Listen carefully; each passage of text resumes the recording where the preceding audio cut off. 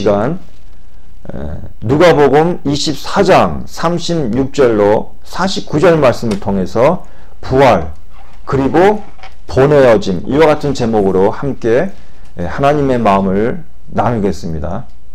오늘 누가복음 24장의 내용은 예수님 십자가에 못 박혀 죽으시고 3일 만에 다시 부활하신다는 그와 같은 기사를 담고 있습니다. 안식 후 첫날 새벽에 한 무리의 여자들이 향품을 가지고 한 돌무덤으로 향합니다. 바로 그 무덤에는 나사렛 예수 그리스도가 3일 전에 십자가에 못 박혀 죽으시고 바로 안치된 그 같은 무덤입니다. 그런데 바로 그곳에서 이 갔던 여자들이 어떤 경험을 하느냐? 주님의 시체를 보지 못합니다. 주님의 시체를 보지 못하고 그리고 바로 어떤 천사를 만나서 주님이 이곳에 계시지 않는다. 너희는 어찌하여 죽은 사람들 가운데서 살아나신 예수를 찾으려 하느냐. 이와 같은 충격적인 말을 듣게 됩니다. 그리고 그들이 다시 예수님의 그 11제자와 그리고 함께 있던 무리들에게 가서 예수님이 살아나셨다. 이 얘기를 증거하는데 모두가 반신반의해요. 그게 말이 되느냐. 이와 같은 반응을 보입니다. 자, 그런데 바로 그 말을 전해 들었던 그 무리 중에서 2명, 그 중에 한 명이 오늘 성경에는 나와 있는데 글로바라고 하는 사람입니다. 글로바와 또 한 명, 이 2명이 바로 그 예루살렘을 이제 떠나서 엠마오라고 하는 그 곳으로 이제 길을 떠나게 됩니다. 그런데 그 가는 와중에 이 글로바와 또 한 명의 그 일행이 어떤 한 사람을 만나게 돼요. 우리가 다 알다시피 그분이 누굽니까? 바로 예수님의.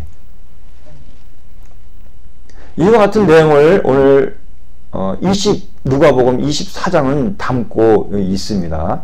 자, 그런데 우리 오늘 21절을 보니까 오늘 본문은 이제 본문에는 안 나와 있지만 21절을 보니까 그러나 우리는 이스라엘을 구속하신 분이 그분이라고, 즉 그분이 누굽니까? 예수님이라고 믿고 있었나이다. 지금 엠마오 도상으로 가는 이 글로버와 또 한 명의 그 일행이 그 만났던 그 청년에게 이와 같이 얘기를 하는 거예요. 왜? 이 길에서 만난 이 청년은 아무것도 모르고 있는 거예요. 예루살렘에서 어떤 일이 일어나고 있는지 모르는 거예요. 바로 3일 전에 일어났던 충격적인 사건이 있었죠. 예수. 놀라운 말씀과 권능을 가진 이 예수라는 선지자가 십자가에 못 박히는 이러한 엄청난 일이 있었음에도 불구하고 마치 아무것도 모르는 듯한 그 같은 모습을 보여서 바로 이들이 설명을 해주는 것입니다.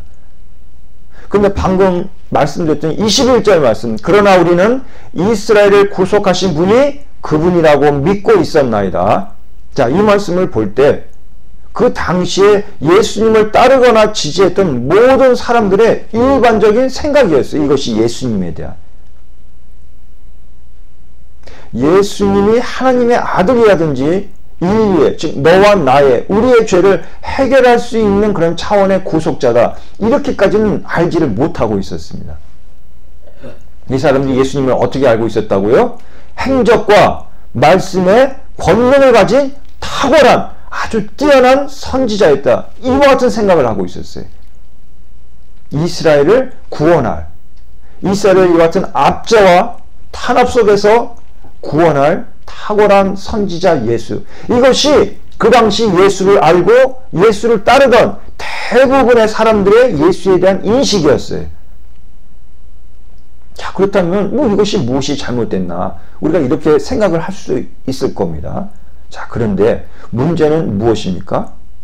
이들이 갖고 있는 생각과 하나님의 생각에는 엄청난 차이가 있었다는 거예요. 이스라엘 사람들은 예수님을 어떻게 기대를 했어요?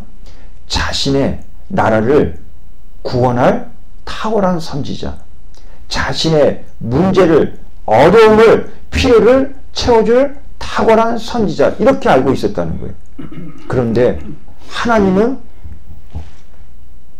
생각은 무엇이었습니까? 예수를 통해서 단지 이스라엘 민족만을 구원하시려는 계획을 갖고 계셨던 것이 아니었어요. 그분의 계획은 더 컸고 더 원대했습니다. 따라서 예수님을 단지 이스라엘 민족만을 우리의 문제 해결과 우리의 필요를 채워주는 분이라고 그 인식하는 것은 매우 예수님의 그 폭을 어떻게 해요? 좁게 제한하는 것이었다 이겁니다. 요즘 TV 광고를 보니까 요 말씀에 딱 부합되는 광고 내용이 하나 있더라고요. 그것이 자동차 관리한 광고 내용이었는데 어떤 한 아름다운 젊은 여자분이 이제 정장을 갖추고 한 손에는 시원한 아이스크림을 들고 한 손에 또 한쪽 손에는 이 키우는 애완용 개 그 목걸이 줄을 이렇게 쥐고 이렇게 이제 그리고 이제 걸어가는 모습이었는데 이 여자분을 여러 관점에서 여러 사람들이 보는 거예요. 한 남자분은 이 여자분을 보면서 무엇을 봅니까? 그 아름다움을 보고 또 어떤 먹는 걸 좋아하는 사람은 이 여자분이 들고 있는 시원하고 맛있는 아이스크림을 바라보는 거예요. 그리고 또 그 바라보는 그 일행 중에 누가 있었냐? 한 개가 있었어요. 그 개는 당연히 무엇을 보았겠습니까? 이 여자가 목줄에 껴서 이렇게 이제 데리고 가고 있는 그 강아지를 보는 거예요. 그리고 또 이 여자분을 바라보는 그 일행 중에 한 여자분은 그 여자가 신고 있는 아주 패션풀한 구두를 바라보는 거예요. 자, 이 말씀을 왜 드리냐면은 우리가 예수님을 바라볼 때 이와 같이 내가 원하는 관점으로 예수를 바라볼 때가 너무나도 많다는 거예요. 하나님은 예수님을 이 땅에 보내실 때 너는 모든 인류의 죄를 짊어지고 갈 해결할 구원자다 이렇게 보내셨는데 근데 이스라엘 백성들은 이 예수님을 어떻게 봤다는 거예요? 우리나라 이스라엘을 구원할 탁월한 선지자 이렇게 보고 있는 거예요. 하나님과 예수님을 알던 따르던 그들과의 시각 차이에는 엄청난 간격이 있었던 거예요. 이런 관점을 보니까 예수님의 십자가 사건이 도무지 이해가 되지를 않는 거예요. 하나님의 그 사랑의 넓이는 우리가 갖고 있는 그 사랑의 넓이에 비해서 너무나도 큽니다. 아멘. 하나님이 갖고 있는 그 사랑의 품은 내가 갖고 있는 그 사랑의 품과 비교해 볼 때 너무나도 크다는 거예요. 하나님은 예수 그리스도를 이 땅에 메시아로 그리고 하나님의 독생자로 보내주신 거예요.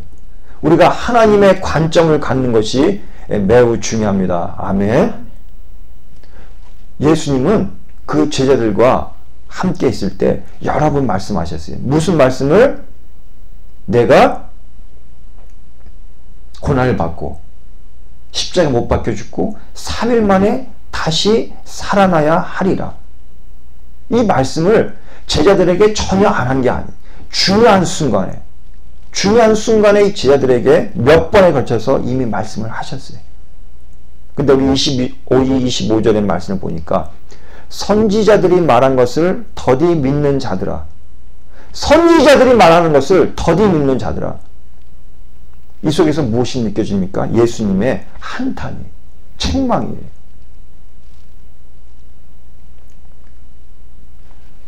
우리에게 임하는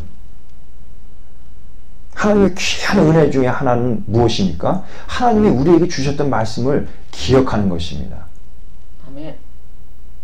하나님이 우리에게 주셨던 말씀을 이전에 우리에게 깨닫게 하셨던 말씀을 다시 기억하는 것입니다. 우리의 생각을 나의 관점이나 내가 원하는 것이 아니라 하나님의 생각에 맞춰야 됩니다. 아멘. 우리에게 이렇게 기도해야 돼요. 성령님, 우리에게 주셨던 그 말씀이 다시 기억나게 하여 주시옵소서. 우리 성도님들도 어느 순간인가 하나님이 나에게 주셨던 말씀이 있으실 거예요. 그 말씀을 다시 기억할 때 우리의 믿음이 다시 한번 회복되는 은혜가 우리에게 임하고 우리의 믿음이 더욱 견고해질 수 있습니다. 그렇다면 우리가 하나님의 말씀을 기억하는 것이 왜 중요한가? 하나님의 말씀은 반드시 성취됩니다. 반드시 성취돼요. 그렇기 때문에 하나님이 우리에게 주신 말씀을 기억하는 것이 매우 중요하다는 겁니다. 우리가 흔히 이제 부활이라고 한다면은 십자가의 죽음 이후에 부활이라고 한다면 자신의 어떤 문제 해결이나 고난 극복 등 이와 같은 방법으로 이렇게 자의적으로 해석이 될 수가 있는데, 이와 같은 해석될 때가 많은데, 본장에서 우리가 누가복음 24장에서 말하는 이 부활이란 것은 먼저 하나님의 말씀이 결정적으로 성취되는 사건이에요. 하나님의 말씀은 어떻게 된다고요? 성취됩니다. 우리에게 하나님 주셨던 그 말씀은 반드시 성취됩니다. 우리가 이것을 믿음으로 붙들고 나아갈 때 우리는 하나님 말씀이 우리 눈앞에서 하신 그대로 이루어지고 그리고 성취되는 것을 우리가 목도하게 될 것입니다. 우리가 이와 같이 부활 사건을 통해서 하나님의 말씀이 결정적으로 성취되는 것, 또한 이것뿐만 아니라 그 부활 사건을 통하여서 예수가 하나님 아들로서 죄사함의 문제를 해결할 수 있는 메시아, 즉 구세주임을 최종적으로 확증하는 사건이에요. 부활 사건에서 이것은 매우 중요합니다. 하나님의 말씀이, 우리 귀한 성도님에게 주셨던 말씀이 성취되어짐을 이 시간 다시 한번 신하고 고백합니다. 아멘. 믿음으로 믿음으로 고백하시기 바랍니다. 하나님의 말씀은 하나도 헛되이 떨어지지 않아요. 그래서 우리가 어떤 어려움 가운데 있을 때, 그때 하나님이 우리에게 주시는 지혜가 있는데, 이전에 우리에게 해주셨던 말씀을 기억나게 하실 때가 있어요. 그럼 그것이 다시 우리 마음에 소망이 되고 기쁨이 됩니다. 야, 네가 지금은 이와 같이 어려움 가운데 있고, 네가 지금은 이와 같이 주저앉아 있지만 내가 전에 너에게 주었던 비전이 있지 않느냐. 내가 너에게 이전에 주었던 어떤 말씀의 구절이 있지 않느냐. 왜 그 구절을 기억하지 못하느냐. 지금의 문제를 바라보지 말고, 지금의 상황을 바라보지 말고, 이전에 내가 너에게 주었던 꿈과 비전과 말씀이 있지 않느냐. 왜 그걸 잊어버리고 세상의 형평에 침몰하고 세상 사람들의 이런저런 말에 귀 기울이고 거기에 낙심하고 있느냐. 아멘. 아멘. 믿음 생활이라는 것은 어떻게 보면 너무 단순합니다. 하나님을 신뢰하고, 하나님을 신뢰할 때 그분이 나에게 주신 말씀을 묻는 거예요. 어떻게 해요? 이루어질 줄. 아멘. 아멘. 성취될 줄 묻는 겁니다. 아멘. 오늘 이 부활 사건이 왜 그렇게 중요합니까? 예수님이 십자가에서 못 박히시고 그리고 이제 소천하실 때 마지막으로 하신 말씀이 내가 다 이루었다. 그럼 뭘 이루었다는 겁니까? 예수님이 누누이 하셨던 말씀이 있어요. 모세가 너에게 말하고 가르친 것이 무엇이냐? 선지자들이 말하고 가르친 것이, 선포한 것이 무엇이냐? 시편에서 말하고 가르친 것이 무엇이냐? 바로 나 예수에 대한 기록이라는 겁니다. 아멘. 그것을 십자가에 못 박혀 죽으심으로 다 이루셨다는 거예요. 지금 무슨 뜻입니까? 말씀이 다 성취됐다는 거예요. 이 부활 사건이 우리에게 그토록 중요한 이유 중에 하나는 무엇이냐면 하나님의 말씀은 다 이루어집니다. 아멘. 아멘. 다 이루어진다는 거예요. 하나님이 하나님 되실 수 있는 이유는 다른 것이 아니에요. 그분의 입술에서 나온 말씀은 어떻게 됩니까? 세상의 그 어떤 반대와 그 어떤 장애물에도 불구하고 하나님의 선포된 말씀은 그냥 땅에 헛되이 떨어지지 않고 반드시 성취되어집니다. 아멘. 이것이 중요하다는 아멘. 거예요. 그렇기 때문에 우리가 또다시 새로운 하나님의 음성을 들으려고 여기저기 다니고 귀를 쫑긋 세울 것이 아니라 이전에 우리에게 하나님이 모든 말씀을 다 해주셨어요. 다 해주셨다고. 나에게, 우리에게 그 말씀을 다시 기억하는 것입니다. 그 말씀을 믿음 가운데서 다시 기억해내는 것입니다.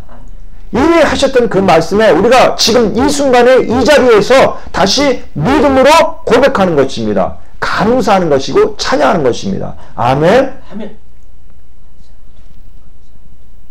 우리에게 주셨던 말씀, 그 말씀은 반드시 다시 우리에게 기억하게 하시고 그리고 이루어지고 성취되어집니다. 자, 그렇다면 이와 같은 부활 사건을 통해서 과연 예수님은 우리에게 무엇을 말씀하시고 요구하실까? 이 부분이 오늘 말씀의 핵심 포인트라고 할 수 있는데, 우리 47절과 48절의 말씀을 보시겠습니다. 제가 봉독해 드리겠습니다. 오늘 본문 47절, 48절 말씀. 또 그의 이름으로 죄사함을 얻게 하는 회개가 예루살렘으로부터 시작하여 모든 족속에게 전파될 것이 기록되었으니 너희는 이 모든 일의 증인이라. 아멘. 아멘. 예루살렘으로부터 시작하여 모든 족속에게 전파될 것이 기록되었으니, 예루살렘으로부터 시작해갖고 단지 그 이스라엘 안에만 머무는 것이 아니라 모든 민족에게 전파된다는 거예요. 부활 속에서 예수님이 하시는 그 핵심의 메시지는 뭐냐면은 보내어짐입니다. 파송이라는 거예요. 예수님 자신도 이 땅에 하나님으로부터 보내어진 거예요. 이제 그의 제자들은 증인으로서 보냄을 받을 것입니다. 아멘. 성령의 권능으로 일하는 증인들로서 말입니다. 예수는 죽기까지의 그 십자가의 순종을 통해서 성부 하나님으로부터 하늘과 땅에 있는 모든 권세를 위임받았어요. 마태복음 28장 18절에 보면 예수님은 하나님 우편에 앉으셨습니다. 그러므로 제자들이 이후 증인으로서의 삶을 갖는 그 권능은 이와 같이 예수님으로부터 나오게 됩니다. 아멘. 아멘. 내주하시는 성령으로 예수는 제자들과 항상 함께 할 것입니다. 그리고 그들이 증인으로서 보내어져서 선포하고 가르치게 될 내용은 다름 아닌 예수로부터 받은 명령과 가르침입니다. 이 놀라운 부활 사건, 사복음서의 마지막을 장식하고 있는 것이 바로 주님의 부활의 사건입니다. 사복음서의 마지막 대미를 장식하고 있는 기사예요. 그것이 바로 무엇입니까? 부활이에요. 그렇다면 우리 궁금하지 않아요? 그럼 도대체 주님이 부활을 통해서 무엇을 최종적으로 우리에게 말씀하실까? 도대체 그 말씀이 무엇일까? 그것은 바로 무엇이냐면 우리를 보낸다는 거예요.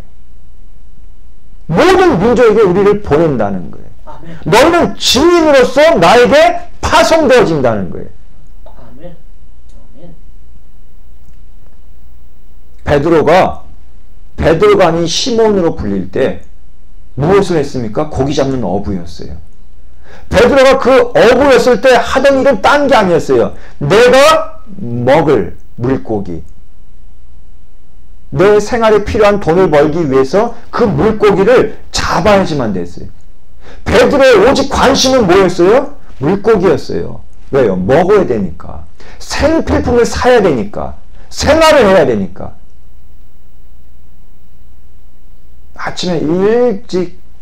아침이 아니죠. 그 밤새도록 수고했던 것이 무엇입니까? 베드로가 수고했던 것도 다 그 물고기를 잡기 위해서요. 모든 관심과 생활의 중심이 누구였습니까? 나였어요.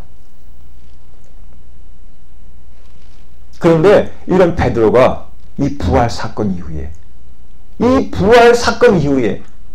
주님으로부터 명령을 받습니다. 가서 내 양을 먹이라. 아멘? 아멘. 내가 너를 내 양에게 파송하겠다는 거예요. 보내겠다는 거예요. 네가 이전에는 너 자신만을 위해서 고기 잡는 어부였다. 근데 바로 그 말씀을 하시는 그 갈릴리 바닷가에서 예수님이 하셨던 말씀이 있어요. 그렇지만 이제는 내가 너를 사람을 낚는 어부로 보내겠다. 아멘? 아멘. 사람을 낚는 어부로 보내겠다는 거예요. 이 말은 다른 표현을 하자면 네가 이전에는 오직 너 자신만을 위해 살았다. 너 자신만을 위해서. 내 것만을 위해 살았다. 그것만을 위해서 물고기 잡는데 모든 힘을 기울이고 안 잡히면 실망하고 절망하고 그러고 살았다. 그런데 이제는 부활사건 이후에 예수님이 하신 말씀 뭐예요? 이제는 나의 일을 위한, 아멘? 나의 일을 위한, 하나님의 나라 전파를 위한, 십자가의 그 진리를 전하기 위한, 죄사함과 구속의 진리를 전하기 위한 일꾼으로 보내어져야 된다. 이 말씀을 하시는 아멘. 우리 귀한 성도님들에게도 이와 같은 은혜가 있기를 간절히 소원합니다. 아멘. 아멘. 아멘. 그렇다면은 이 주님의 말씀의 당부가 얼마나 중요하겠냐. 사복음서의 마지막은 좀 전에 부활의 기사로 다 대미가 장식되어 있습니다.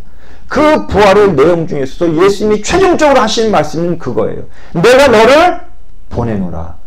모든 민족들에게 보내노라. 아멘.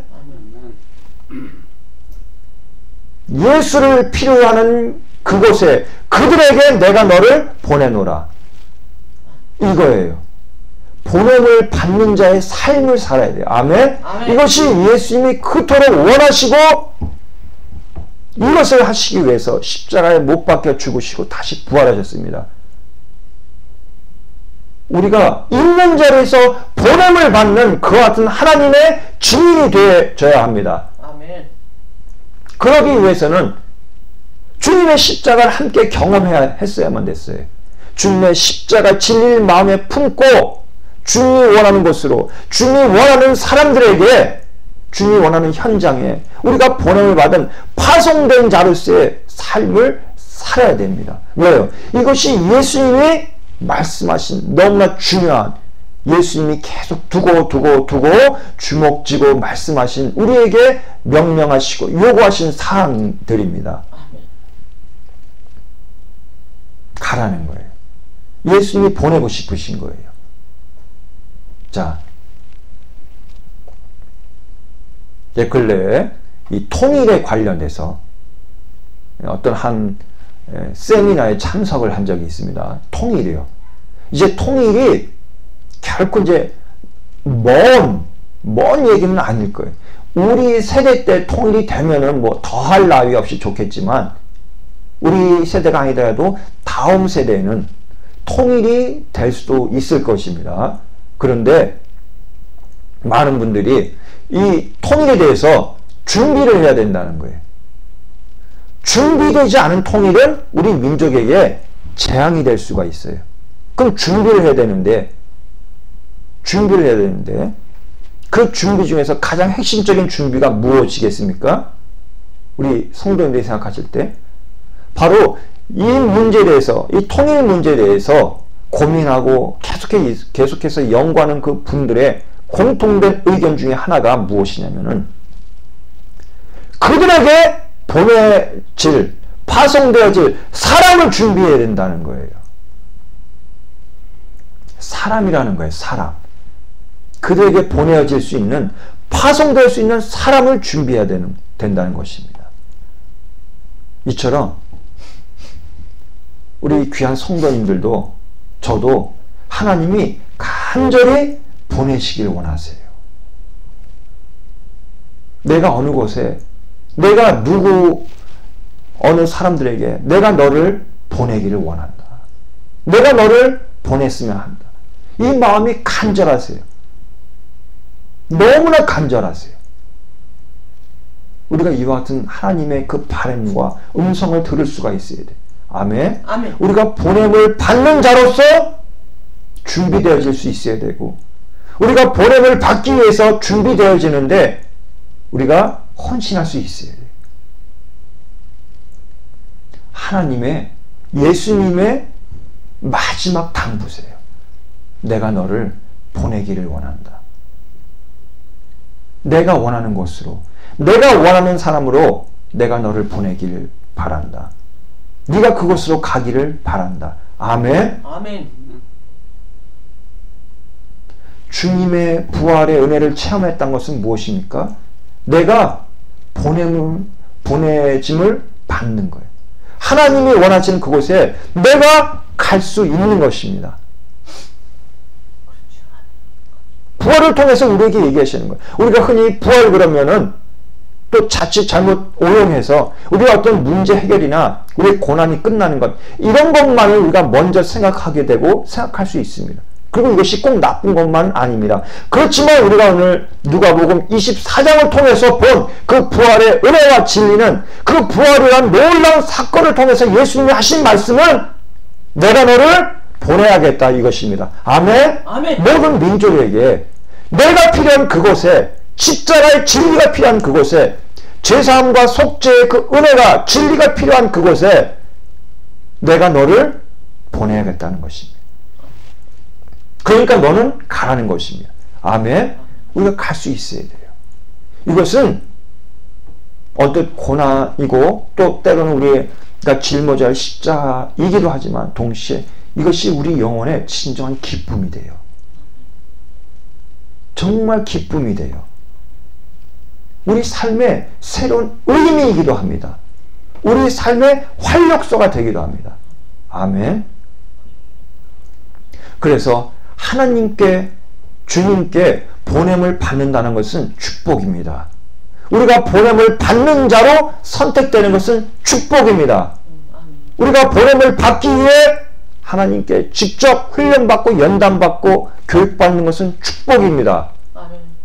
그리고 우리가 마지막으로 말씀드리지만 주님의 그 마음의 중심에 있는 간절한 소원은 뭐냐면은 네가 나를 대신하여서 그곳에 가라는 것입니다. 아멘. 갈 수 있어야 돼요. 갈 수 있어야 됩니다. 우리가 계속 여기가 좋사오니 이러고 있다면 그것은 믿음의 성도가 아닙니다. 아멘. 아멘. 믿음의 성도로서의 자세도 아닙니다. 아멘. 신앙생활의 핵심은 예수님의 마음을 깨닫고 아는 것인데, 예수님이 사복음서에서 맨 마지막으로 하신 말씀이 어떤 말씀인지 우리가 기억해 볼 때 예수님의 소망이 무엇인지 우리가 아는 것이 절대 어렵지가 않아요. 예수님이 원하는 곳에 우리가 가는 것입니다. 예수님이 보내실 때 우리가 가겠습니다라고 믿음으로 고백하는 것입니다. 아멘. 우리의 육신의 상태가 어떻든, 우리의 가진 것이 있든 없든, 우리의 배운 것이 짧든 길든 모든 것을 떠나서 주님의 소원을 이루시는 믿음의 고백을 하시는 우리 귀한 성도들 되시기를 간절히 기원합니다. 축복합니다. 하나님께 보냄을 받는 자는 가장 축복입니다. 그리고 그 순간부터 우리에게는 제2의 인생이 펼쳐지게 됩니다. 진정한 의미 있는 삶을 살게 됩니다. 오늘 말씀 결론을 맺겠습니다. 예수님의 부활의 진리를 통해서 우리에게 말씀하시는 것은, 진정 깨닫기를 원하시는 것은 우리를 예수의 십자가를 품은 자로 보내시기 원한다는 것입니다. 아멘. 하나님께로부터 증인으로서 파송되시는, 그리고 거기에 예수로 믿음의 고백을 하시는 우리 귀한 성도님들 되시기를 간절히 기원하며 축복합니다. 이 시간 우리 말씀을 생각하시면서 기도하시겠습니다.